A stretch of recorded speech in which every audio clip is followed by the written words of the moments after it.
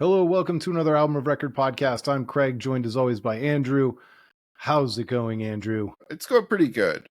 We missed another week right after we talked about missing a week. Feel bad about that. Primarily my fault, but life has been lifing lately, and Someday you always we'll get to say, the point where we're banking episodes and we never miss a week. It's just the funniest thing that I think we always think things will slow down eventually, and you see a light in the tunnel, but like that light never quite gets to you because then something else comes, and is what it is. But yeah, it's funny because personally, my wife had one of the busiest travel schedules in September for work that she's ever had, and so solo parenting with two kids was kind of my jam for a month, and we did it pretty well, but it saps a lot of the energy and a lot of the time for other things. And then in between all that, my oldest got his temps, so I've been riding in the passenger seat, gripping and stomping your foot on the floor, pretending you have an extra brake, just all kinds of things. And the first thing you realize is that when a kid is learning to drive and they have zero experience whatsoever, you basically can't have any music on because it's like constant talking and coaching and tips and tricks and stop. I thought you were going a different direction with that. I thought you were going to say the most important thing is showing them how to get Spotify integrated into the car and so you can get your music set up. I thought that was like the first thing. Yeah, well, as soon as he's capable of driving with music, I'm sure it'll be A$AP Rocky. Yep, there we go.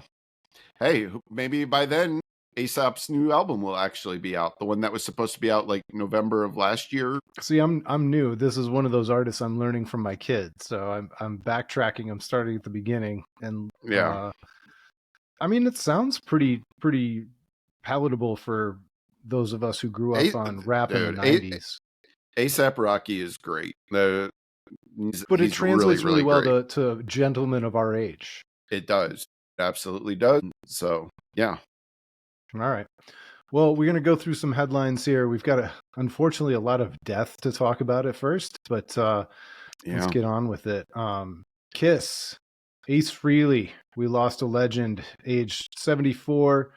He had complications from a fall in his studio that resulted in a brain hemorrhage, and he passed away. You and I have probably talked about Kiss before. I do not like Kiss. I maybe even outwardly loathe them, but I respect them to a certain degree because so many of the artists I've loved, from Tool to Stone Temple Pilots, were just revered Kiss. So what kind of reaction did it have for you?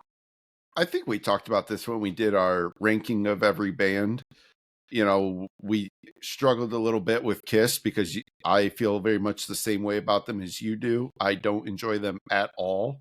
I would say it is a band I actively dislike when their songs come on. And I'm not going to sit here and, list out the reasons why I don't like them or rip on their band today. That would be in perhaps poor taste. But I will say, one thing I remember us specifically mentioning was there's always been a degree of still respect because of how much our heroes loved Kiss. And in particular, when it comes to Ace Frehley, we wouldn't have the Pearl Jam Alive solo if it wasn't for Ace Frehley. Mike McCready has talked that is a direct Ace Frehley ripoff. I forget which song. It's a ripoff of a Kiss solo that Ace Frehley did. And, it's funny too, not that it would matter if there was any member of Kiss that passed away, but Ace was probably the member I liked the most out of that band. I did find his solos to be very good, very interesting, very musical, very melody driven guitar solos, which I always really appreciated. I think not that these crazy, like super fast, intricate guitar solos, I'm not going to sit here and say they're easy, but like they're sometimes a little formulaic, I think it takes a degree of talent, yes, but also just a sense of musicianship to find that melody to do a melodic guitar solo. Eddie Van Halen did untold damage, not because he was bad, but because the copycats and some of the tapping and sliding and things that he did when other people did it, didn't work quite so well, and everybody wanted to do it. Yeah, I mean that's exactly it. Like there's plenty of really great musicians that have inadvertently spawned in like really bad music after them because people wanted to try to sound like that, and it's really hard to sort of replicate that, you know, Eddie Van Halen sound. I think you are spot on there. I think there's been a lot of adventurous guitar solos of people who thought that they were Eddie Van Halen, and it just doesn't sound. Adventurous. Yeah, that's a kind way of saying it, I think. Yeah. But no, I'm not gonna sit here in front and act like Ace Frehley was a personal hero or anything like that. But he's definitely an iconic figure in rock music, and you see all the tributes on Instagram from artists I follow because I love those artists. It's very clear the impact he had on so many people that you and I both really love. So, and from some of the weirdest places too, like the guitar player from Acid Bath, Sammy, posted a picture of him as a child dressed up, with the face paint like the spaceman from Halloween. And yeah, how many of those do we see? It's where people just wanted, future guitarists just wanted to be him when they were kids. Yeah. And I'll say this too, that not on a musical point, but on a sort of physical health point. Like that is like one of my ways I'm scared of passing away because I had a coworker once whose husband had fell in the bathroom and hit his head and died from complications from the hemorrhage as well. So it's a thing that happens, and it's always like scary to think about, how, I think I probably talked about it on this podcast, but just a couple months ago I took a silly trip while running, so it's like it's really easy to trip and fall even at my age, and it's one of those things that I always think about, like somehow you like want to be careful where you fall, I guess. Well, and you probably missed it during your busyness, but there was that really famous video that's been going around the last week of a couple of pro-Trump counter-protesters at the and yeah, I did see this. This dude got his glasses knocked off by a kid with a skateboard, and he starts charging after him and just eats it on the pavement. An absolute face splits his head wide open. Yeah. And people were enjoying it and laughing and whatever else. But to your point, like that's my worst nightmare as a runner, as just like a man who's getting older. Yeah. That, like I'm just going to eat it and my head's going to split open and then I'm going to get a blood clot and I'm going to die. Yeah. It's scary stuff. So, and here I am laughing about it. My future demise is funny to me. Yeah. Well, I would say don't yell slurs at people, and you at least reduce your chances. Don't go charging after skateboarders who knock your glasses off. Yeah. More tragic news. Founding bass player of Limp Bizkit, Sam Rivers, passed away at a very young age of 48. Nobody's really talked about what happened, but the band called him the heartbeat and the soul in the sound, while they gave him tribute on Instagram and social media. It's funny because you put Kiss on one side of the balance, the scales, and you put Limp Bizkit on the other, and Kiss is way, way, way, way, way more revered and more important. But I think you and I probably both like Limp Bizkit a little bit better. Oh yeah, which is lot funny. Better. This one hits way closer to home to me. But that's funny. But you are spot on. Like Kiss is definitely the far more influential band, and Ace Frehley is certainly way more recognizable across music than Sam Rivers is. But having said that, like played bass in my band in high school. I've always had an affinity for bass players because of that. And I still remember like first time hearing Limp Bizkit, just being really impressed with the bass playing, the bass and drums. I really liked on $3 Bill, y'all. And then there are some really great things Sam was doing with the bass on is it Significant Other? Yeah, the second album. I like you said, we don't know what happened. Style and groove for days. Yeah, and I just always really, really liked Sam, and I didn't know, but so John, I think John Otto is the drummer, right? Is Yep. that right? They were cousins, I guess. Which Oh. I never knew until I read that. I was reading a little bit about Sam's background, and I think Fred had posted a thing about how he got introduced to Sam, and that he remembered them working on music in the very early, before they were even a band, just him and Sam kind of working on things. And Sam had mentioned his cousin was a jazz drummer and he really wanted him to be in the band.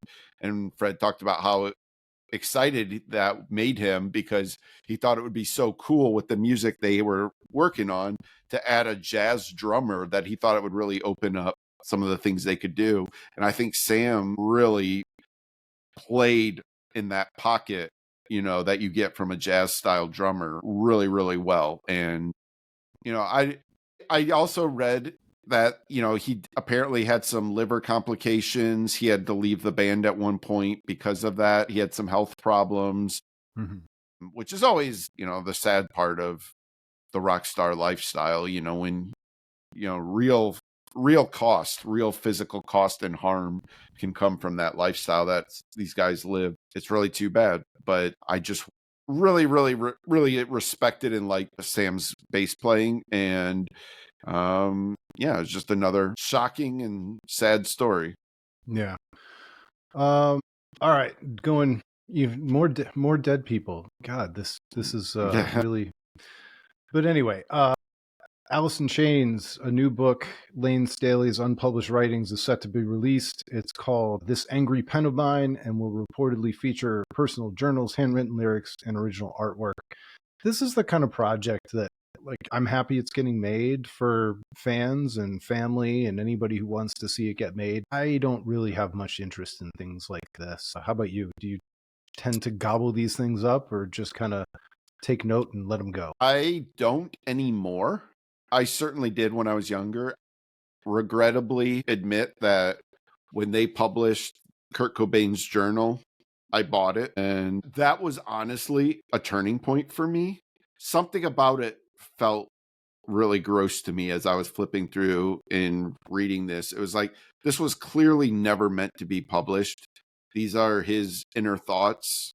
And as interesting as it was, and it was interesting, I just remember just having a ick, like that. I don't like, it felt invasive to me. Like I was somewhere where I shouldn't be, and I didn't like that feeling. So I'm sort of out on that kind of thing now. And so I have not seen the details of the Lane thing, so I don't know what it all entails, if it's a similar situation to that. But I seem to recall there even being some debate whether it was maybe Courtney Love saying that she didn't give her blessing for this, like Kurt's journal to get, yeah, which I don't know. I remember there being some kind of turmoil that maybe added to that feeling of, this, I'm doing something wrong. But and so I don't know if that is the environment with this Lane book. Maybe, Yeah. everybody involved has full blessings and support and it's a positive thing. I don't know. But I don't know is that I really feel all that compelled to check this out. I think I come out, handwritten lyrics are pretty cool and artwork is pretty cool. Personal journals is where I think I kind of draw the line. Like, I don't know. Mm-hmm. It just feels like if personal journals after somebody's passed, there's something kind of gross about it. Yeah. Like, I don't mind if I pass away, my family finds some of my journals. I don't care if they read it. Like, that's Sure. my family, but I would not want it published for strangers to read. And I know nobody would read mine, like, Sure. but you understand, like, the feeling, like, you got to remember, yes, these guys are celebrities, but they're still people just like us, and they're journaling for the same reasons we do. And, Yeah. a lot of that stuff is not meant for external consumption. And so it just, there's something a little, I don't know, just a little violating about it. Not entirely, just a little bit, maybe. I don't know. Yeah.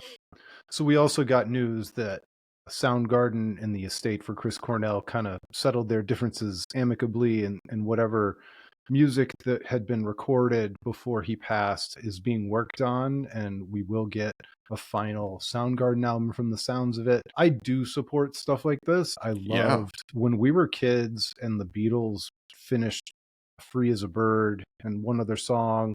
I love that kind of stuff. When Nirvana put out "You Know You're Right," "You Know You're Right" is one of the greatest Nirvana Hmm. songs. I don't care what anybody says. It's one of my favorite Nirvana songs of all time. Yeah. And so, even if this stuff is lackluster Soundgarden, I have no problem with a band finishing stuff that was partially finished in the studio after, before somebody passed. I love this kind of stuff, even if I don't end up liking it. You know what I mean? Yeah. I mean, just based on King Animal, I would be surprised if I particularly love this, but I will definitely listen to it and I'm excited to listen to it. I'm intrigued to hear, like, was this going to be a continuation of where they were at with King Animal, or was King Animal the aberration and they could find something in them to get back in the down on the upside type, area, or an entirely different area? Like, were they going in a direction none of us expected? I don't know. Like, it'll be cool, I think, to hear that. Now, I do think there's some considerations with this. Like, you can't exactly say, like, oh well, this is the end result and it's only Chris Cornell's vocals that are maybe not entirely finished, because you got to remember too, like, Chris was a major songwriter in the band and he would have had a lot of say in what the finished product would be for these songs. So He this might have been the best guitar player in Soundgarden as well. yeah, and so, these are just things you got to think about and consider, that it is, in every sense of the word, incomplete, Mhm. but it doesn't change, my excitement level for it, and it doesn't make me want to hear it any less. But it You won't. just sort of, It's a you just got to have, like, these caveats with it. Yeah, but it supposedly will not be out before they go into the Rock Hall, where they have still not announced who's going to sing. I just assume it's going to be a female. Yeah, it could very well be. My guess, with no information whatsoever, is just it's going to be Saint Vincent. Ooh, oh, that would be interesting. And there would be a tour too at some point. There's going to be a tour. This is why Matt Cameron left Pearl Jam. You're convinced. I'm convinced. Yep. I actually don't think there's a tour. I would bet that there will not be a Soundgarden tour. There could be like a one-off show in Los Angeles or the West Coast If somewhere. it depends on who the singer is. If it's St. Vincent, I think they would tour with her. Interesting. Well, Yeah. we'll find out soon enough. Yeah. Yeah, that's just really hard for me to believe. But, Mhm. stranger things have happened. See what Linkin Park did. That's right. Well, that's right. Soundgarden can't do a female singer because Linkin Park already did that. Well, didn't Nirvana have female singers when they were inducted into the Rock Hall as well? I actually don't know. I don't I remember think they their did. induction at all, which is weird, but I don't. Yeah. All right. So I did not go to the When We Were Young festival, but that happened over the last week or so. We got a Panic at the Disco reunion, which doesn't really hit the radar for you and me, but like that's a really big reunion, all things Oh, considered. yeah. Oh, for sure. I saw a very small handful of clips, maybe 3 or 4, not a lot. But I really did not think, I don't remember what their singer's name is, but I can't I remember either. I did not think he sounded particularly great in the he I was never felt like adventure they were that great of a live band, to be honest yeah. with you. Yeah, he's an adventurous singer. We'll bring that back Yeah. around. But But they were I kind of like in that same realm of that same era of Fall Out Boy, when Fall Out Boy was making those yeah. songs at the same time. And then Panic at the Disco sounded a lot like that same very shiny rock, indie, emo, but definitely shiny and poppy and big and stadium filling. Yeah, and I always thought of them as like a precursor to the Killers a little bit too. Oh, that's interesting. But I thought the Killers came out first. Did they? Do I have this backwards in my head canon? I have no idea. This is known to happen with me. But also from Las Vegas in 2004. Yeah. Ryan Ross and Spencer Smith. Okay. So now I got to figure out when the Killers came out. I just feel like it was later than 2004. Killers were 2001. Jeez, what happens to time, man? It makes no Yeah. sense. All right, well, disregard that comment then. But Hot I'm Fuss pretty did come out in 2004. okay. I don't know. For some reason in my head, I thought for sure I knew of Panic at the Disco before I knew about the Killers, but I don't know. Anyways, I don't know. I always like mentally had like a bit of a connection between those two bands. I'll just say that. But yeah, there's a segment of music fan if of a certain age at that particular time that Panic at the Disco was enormous. They were huge for a very, very brief window of time. And I think that it's a band that means a lot to those people. And so it's always cool, like when you get a reunion show like this. Yeah. Well, and the reason why When We Were Young was on my radar and why I almost decided to go, it was supposedly, probably the final ever show for Mineral. Probably one of the first emo bands I ever listened to, and maybe and definitely one of my very favorites. But they kind of limped to the finish. They were missing their original guitar player who was sick with some undisclosed injury or illness. I got to see them twice after they reunited, and so I feel like I scratched that itch. It would have been great to see them one last time, but it's funny. When they first came back, everything was sold out, sold out. They're adding shows. It was crazy. And then another year or two later, they went back out on tour and there were tickets available. And so the reunion kind of lost its momentum after the first wave. And so now they waited another 5-6 years, however long it's been, and they do the final show ever. I think it's a nice way to cap it off in front of a giant festival audience. Yeah. The final show ever until the next one. Yeah, although, after you do the reunion and you kind of run it through and you're not doing new material, you kind of think maybe truly, absolutely, finally might be finished. It could be. Could be.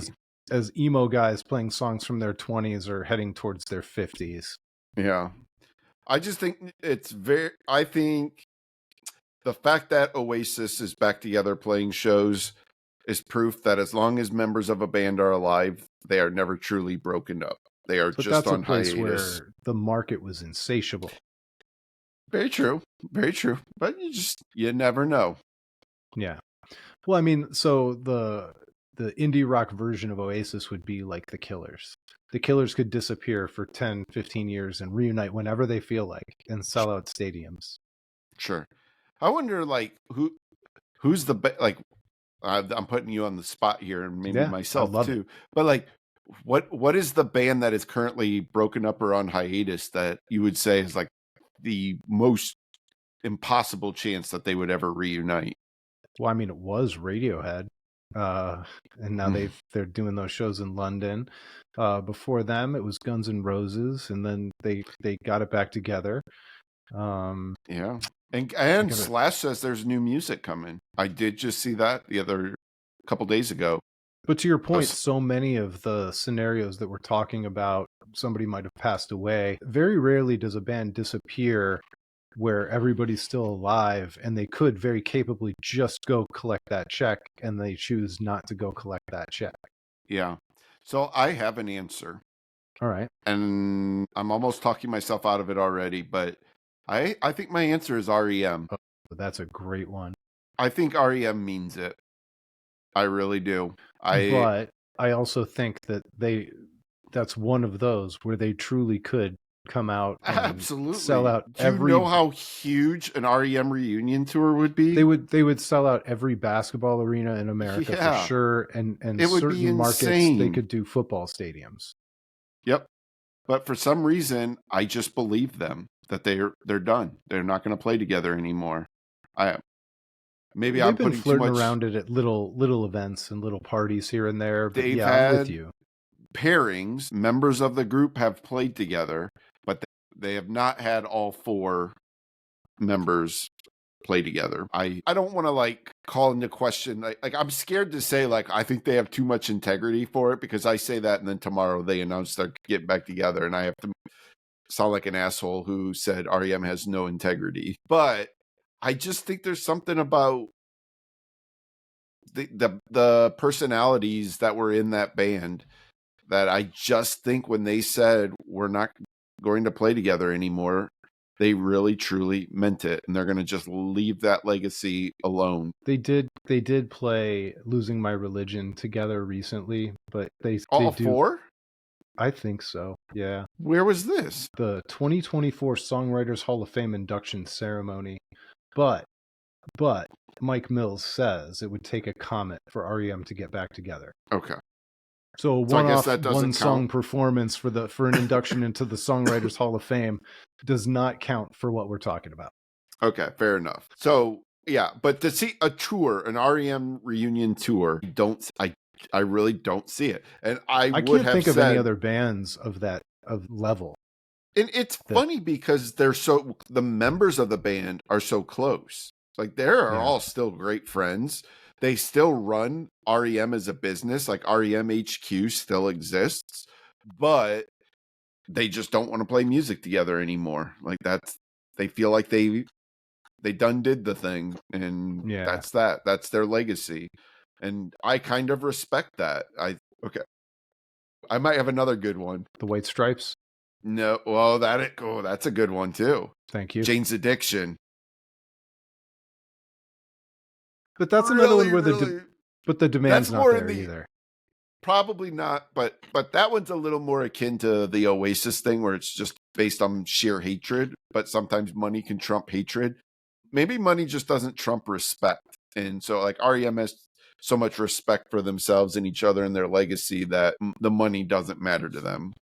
Well, and exactly, that is true. And also you've got so many reunions that aren't real actual reunions, like Pantera, that I'm not unhappy for them that they're doing it, but that's not Pantera.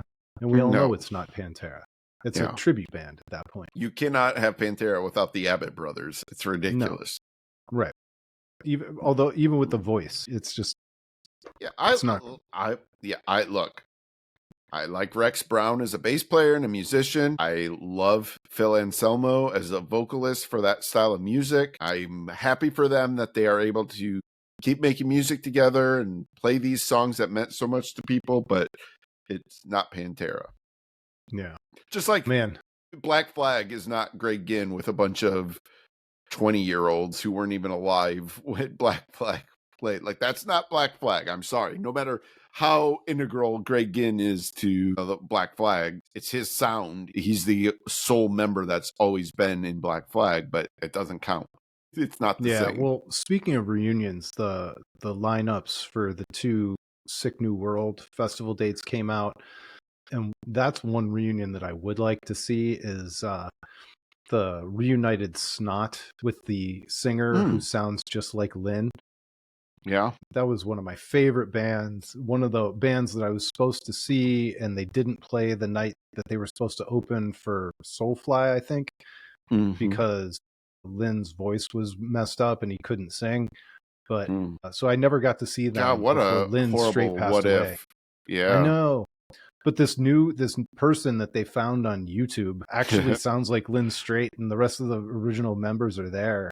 That's awesome. So I totally support them doing that. They're on Sick New World. I was mostly focused on the Texas date, where it's Deaf Heaven, Knocked Loose, Deftones, System of a Down. Acid Bath is back, but they're playing the California date, or not California, Vegas date. Okay.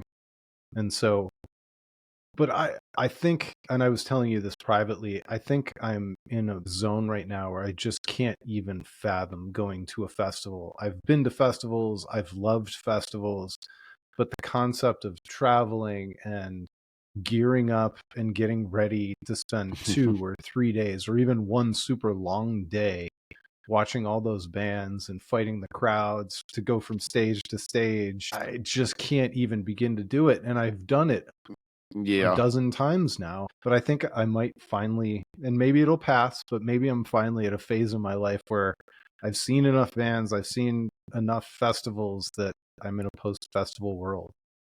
Yeah. You shared with me the Innings Fest. Is it Fest or Festival? I don't know, but and this year they changed it. It's also 3 days this year.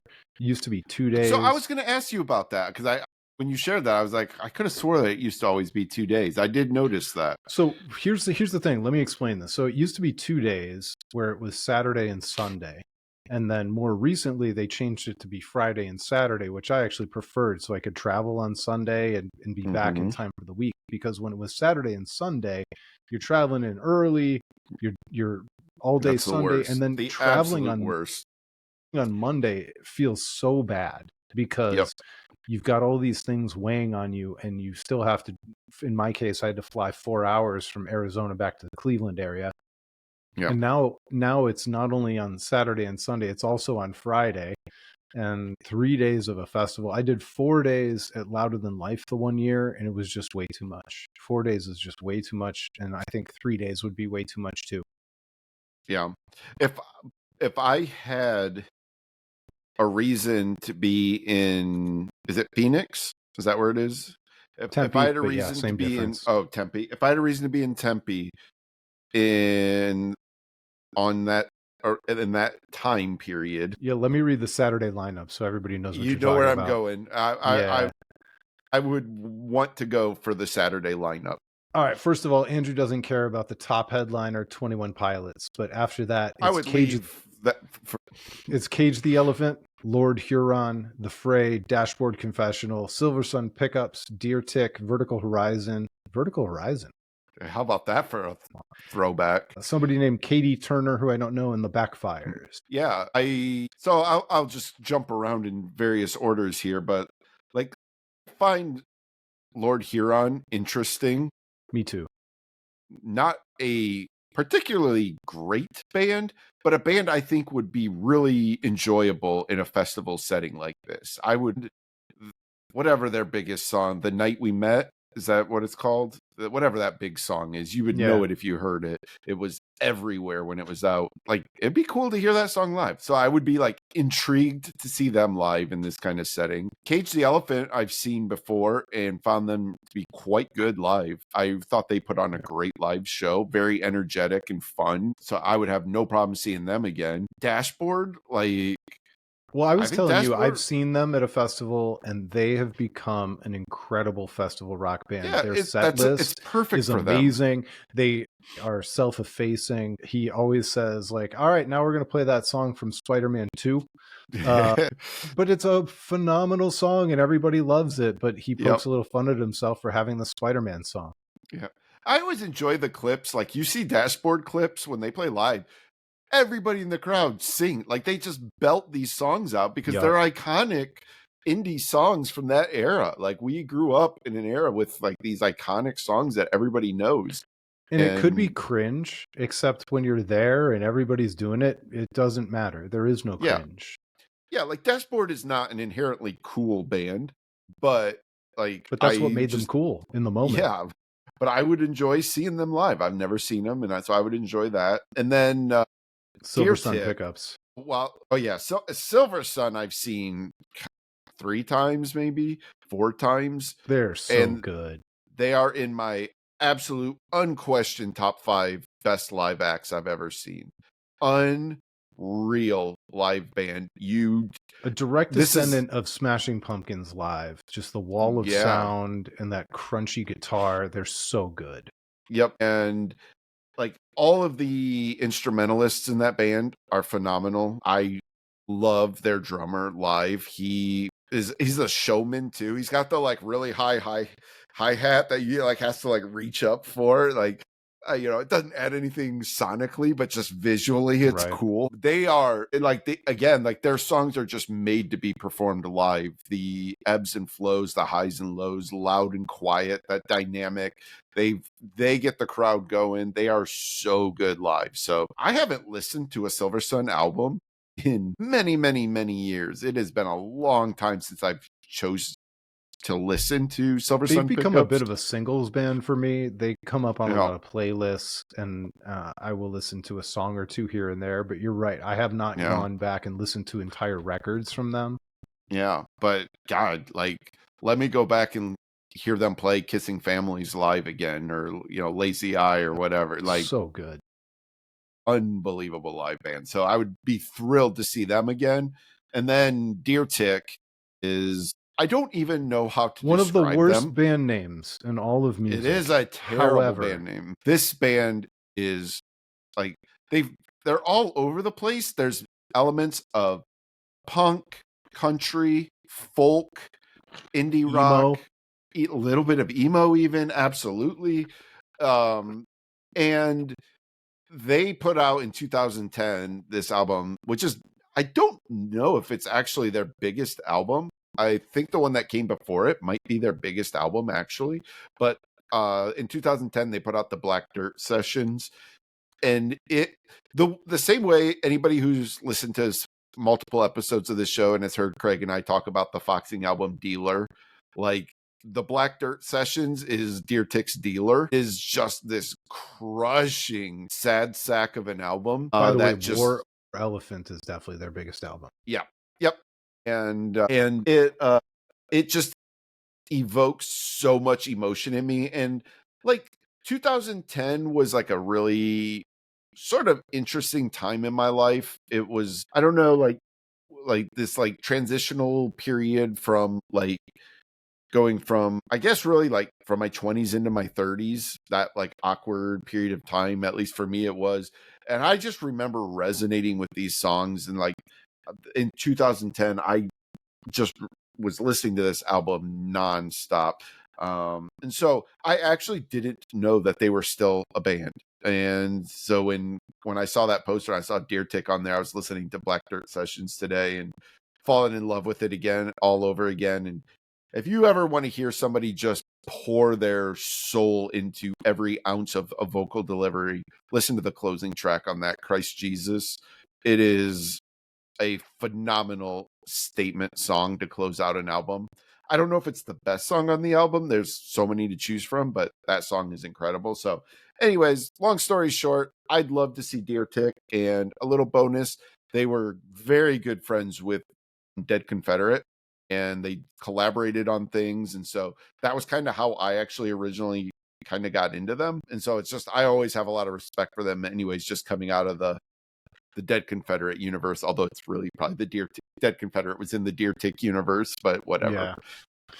Yeah. That the Sunday lineup's kind of goofy too. It's obviously the big get for the weekend. Weird. Well, I guess Mumford and Sons 21 Pilots are big gets too, but the big get for the weekend is Blink 182, Sublime, and Public Enemy.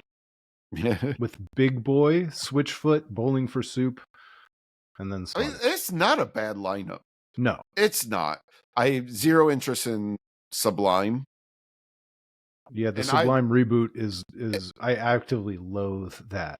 And you disliked Sublime to begin with. I've hated Sublime forever. Yeah, I at least liked Sublime, the original Sublime. But you know what? I take it back. I take it back. Hang on. I like Sublime exactly as much as I'm supposed to like Sublime. Okay. I can't stand people who overrate Sublime and pretend that they're make it their identity. And yeah, it's their musical identity, and it just isn't worthy of that. It's not. Yeah, I would agree with that. I would totally agree with that. But I always enjoyed the like blending of elements of ska and like roots punk and it, you know, into the blending of the acoustic guitar blended with the intricate bass parts was always enjoyable to me. And like you said, and Brad was a great singer. But I have not enjoyed anything they have done since he passed away. And I, you know, I've you feel bad for the other guys in the band. It's always, you know, a tough situation to be in, but yeah, I'm his son. I'll just say I did not enjoy his take on Sublime, and I assume that's who this is. Is this? I think so. Still his son that's doing it with him. So, and I felt like everybody talking about how great he did. The lead singer that they had. Hang on a second. The lead singer that they had, who is no longer performing as Sublime, is like touring as Rome Sublime or something. This is such like a Black Flag thing. This is exactly what happened with Black Flag. You have like these different iterations with slight variations of the name, playing the same songs, and it's kind of funny. But like, what's funny about Rome is so like he was not in the band originally. So like it's weird to take these songs and project them as your own is kind of a weird thing to me, but Yeah. Yeah, I don't know what he's still touring, but he's not allowed to use the name Sublime. So okay. Okay. but yeah, and I really would truly love to see Public Enemy. I was a Yeah. huge Public Enemy fan. You know, I was drawn to them by 911 as a joke, and then Apocalypse 91, The Enemy Strikes Black was like the first rap album I truly ever fell in love with. You know, by the time I get to Arizona, Can't Trust It, all those songs, my friends and I, we all had that tape. We all absolutely loved it. That's one of the few records that I bought records. It's one of the few albums I bought on CD after owning the tape. So Yeah. I've bought that. I bought that thing twice. Yep. Yeah. But I couldn't have it on tape. I needed it on CD after I had a CD player. So yeah. did you ever They get were into always Public Enemy? Yeah, of course. Like, because they were always like, when we were coming up, they were like sort of a rock adjacent rap band. Like, they always have been able to Because perform. they did Bring the Noise with Anthrax, Yep. right? And so they could always perform at rock festivals, and so they always had a certain feeling of danger and excitement. And I just right now I can't. And I apologize for this. I can't stop going through my head. Maybe he should call himself 40 Ounces to Rome. Like totally backtracking, but while I was talking about Public Enemy, my brain was like trying to think of what Rome could call himself. All right, get this. We got to go back to Rome for a second. He's playing the Brooklyn Bowl in November 12th, and it says about this concert. Catch Rome live with his full band as he brings the songs you know and love, along with a first look into the world he's building on this highly anticipated debut album. As he brings the songs you know and love. Wink. I wonder what that is. It's so pathetic. Poor guy. It's so pathetic, man. Yeah. But anyways, yeah, I lost my train of thought there and I derailed us, and I apologize for that. But it's just, yeah, so I don't know that I loved Public Enemy, but I absolutely listened to them. I don't know if I ever had a proper Public Enemy album, but I had one of their greatest hits albums and used to listen to that all the time. Yeah. Yeah. Well, I'm looking at some set lists. It looks like Rome is only playing the songs that he wrote with them. Okay, with Rome. That's at least a little bit more respectable that he's not out there doing Santeria. He did Bad Fish, so he's doing one Sublime cover out of 15 songs. That's pretty good. Okay, yeah, that's little bit of respect Rome. For that. Yeah, and because he deserves to play any of the originals he wrote with the former members of Sublime. Absolutely. But maybe he's do some parody like Date Rome. That's really funny. I'm a little bit morbidly curious about what Switchfoot might sound like today. I liked that one album by Switchfoot.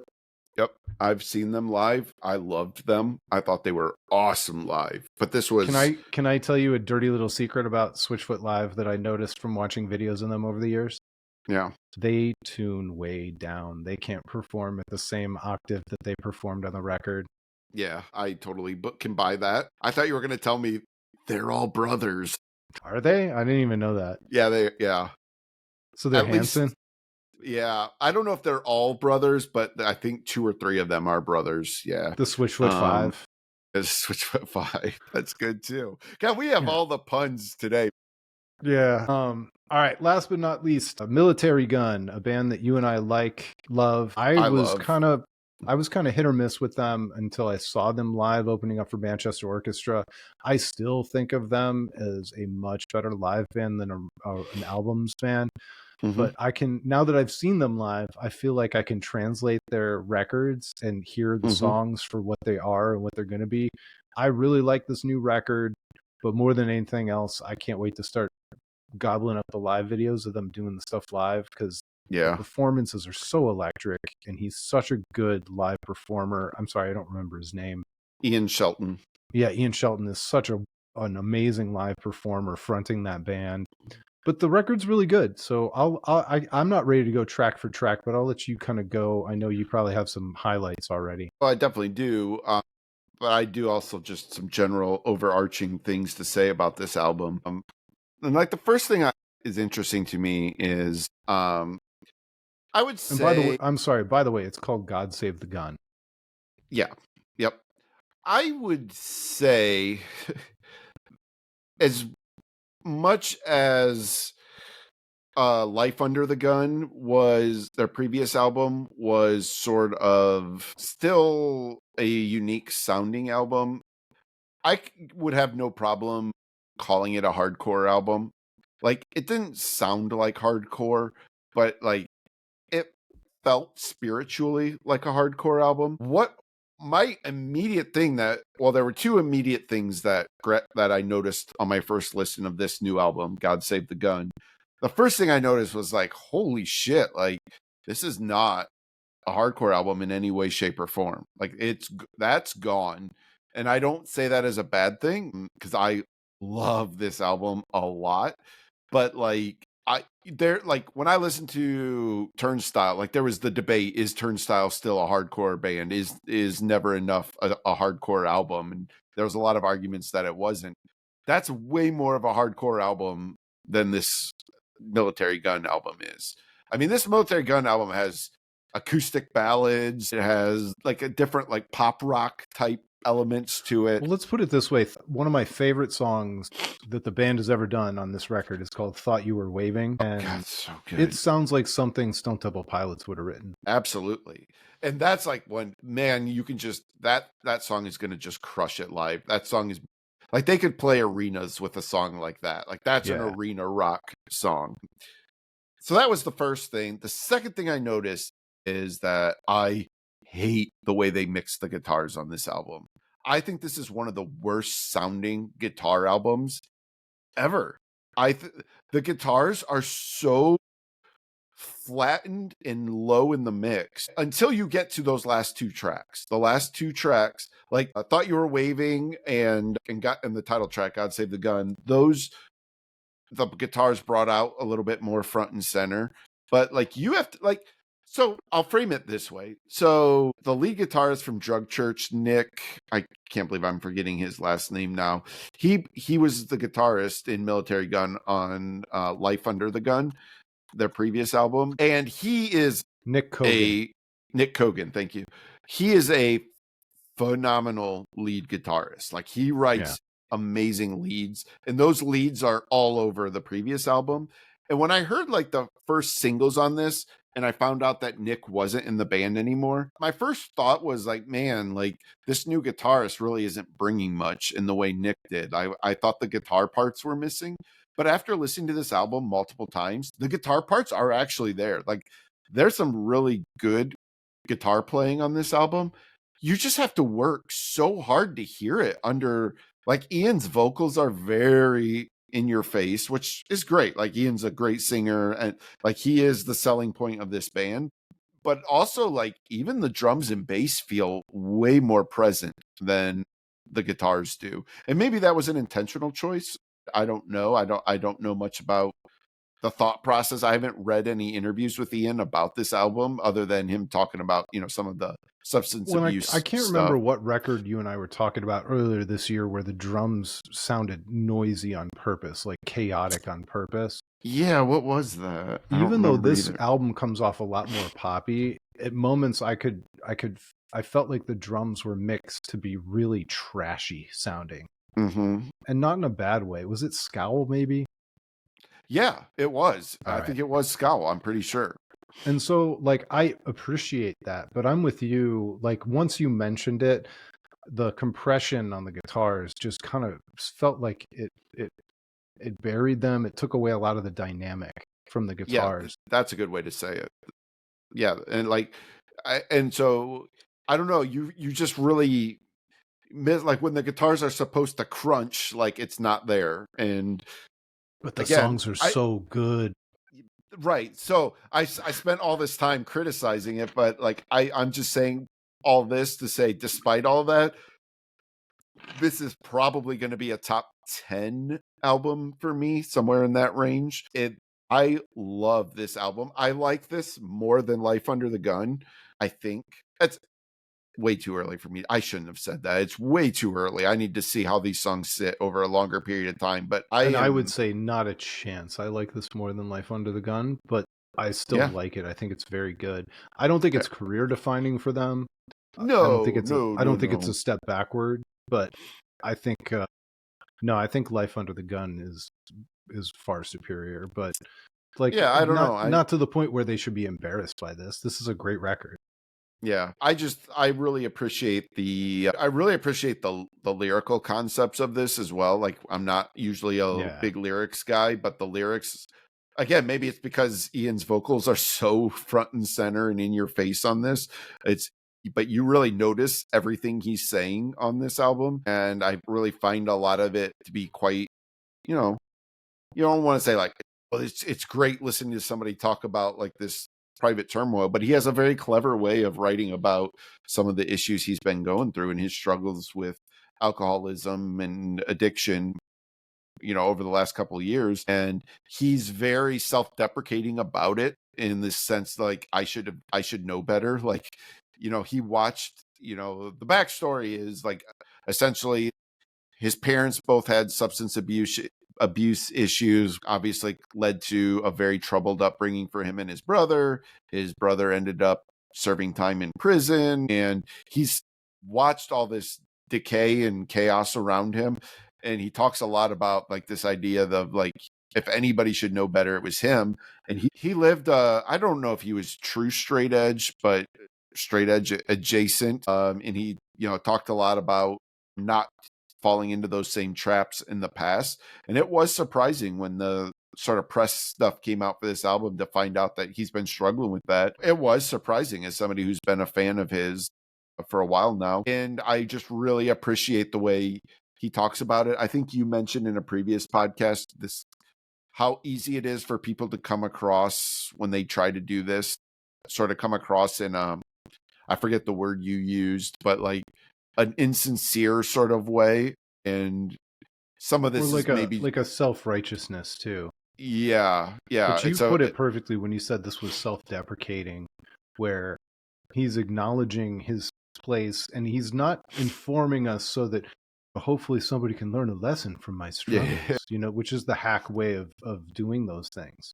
yeah, yeah. And I even like, like, it's funny to take a song like Bad Idea and turn it into like this catchy, upbeat, chanty thing while you're talking about like how you let your life crumble into pieces recently. Like, there's something like admirable to me about that. Like, clearly this was done intentionally. And Yeah. I this is we always like, sometimes we like to when we make recommendations and we gush about albums, we like to talk about like, this is a for us album or this is a for everybody album. And my recommendation for this is for anybody. If you like rock music, if you like catchy hooky melodies, definitely check out this Military Gun album, because it's really, really good. Yeah, and I would also say follow the singles. They released three singles ahead of the record, Yeah. and I think that's a really amazing place for everybody to start. Whether they're bouncing along for 2 minutes, a bad idea, or thought you were waving. If you like those, you'll enjoy the rest of this record. So, last but Yeah. not least, Andrew, what else are you anticipating? What records? Because we're getting towards the end of the year. We're on the cusp of November. We're running out of time for things to make an impact enough to make our lists. We are, but I do have a couple here. Trying to Ben cheat Quad, here I will and mention. bring up my list here. When does that come out, Ben Quad? I think middle of November. I got to remember to get that on my list, because I actually don't have that on my list. But anyways, really all I have left for this year right now is Psychedelic Porn November Crumpet. 14th. Psychedelic Porn Crumpet, who already put out an album this year. Another stupid band name. A very stupid band name. They have another one coming out. Let me see if I have, what is that called? Pogo Rodeo. That's coming out this Friday. Then the following Friday, we get two albums that I'm really looking forward to. One is Danny Brown's Stardust, and Danny Brown is probably my personal favorite rapper. I'm really excited to see it. He's somebody who has recently become sober, and He looks super healthy and energetic, and I'm really curious to hear what this album's going to sound like. And then the second album that I'm really looking forward to next week is the new Drain album. Drain is Your Friend. Drain is, when I talk about all these bands that are in the hardcore scene, but I think it's clear anybody who's heard me talk about it, I love hardcore bands that don't do hardcore, that mix in different elements and try to add to hardcore. Like, I love that so much. But Drain is not that. Drain is a hardcore band, and they are one of my favorite pure hardcore bands, and I'm very, very excited to hear that album as well. And then there is the Brutus live album too, live in Brussels. You know, I don't usually count live albums as like a year-end thing, but very excited to get a live album because we don't get that many live albums these days. No, and Brutus has already shown us how great a live band they are with some of the videos they put online and everything else.